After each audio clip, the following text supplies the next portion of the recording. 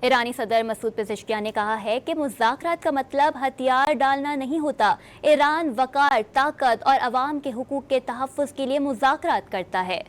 صدر پزشکیان نے دو ٹوک پیغام دیا ہے کہ تہران کسی بھی صورت میں عوام اور ملک کے قانونی حقوق سے پیچھے نہیں ہٹے گا، عقل و دانش اور اپنی پوری قوت کے ساتھ خون کے آخری قطرے تک ایران کے مفادات اور وقار کا تحفظ کریں گے۔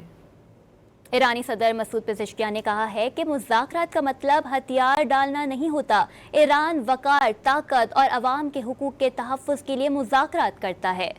صدر پزشکیان نے دو ٹوک پیغام دیا ہے کہ تہران کسی بھی صورت میں عوام اور ملک کے قانونی حقوق سے پیچھے نہیں ہٹے گا، عقل و دانش اور اپنی پوری قوت کے ساتھ خون کے آخری قطرے تک ایران کے مفادات اور وقار کا تحفظ کریں گے۔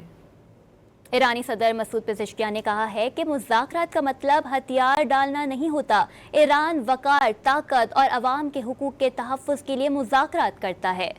صدر پزشکیان نے دو ٹوک پیغام دیا ہے کہ تہران کسی بھی صورت میں عوام اور ملک کے قانونی حقوق سے پیچھے نہیں ہٹے گا، عقل و دانش اور اپنی پوری قوت کے ساتھ خون کے آخری قطرے تک ایران کے مفادات اور وقار کا تحفظ کریں گے۔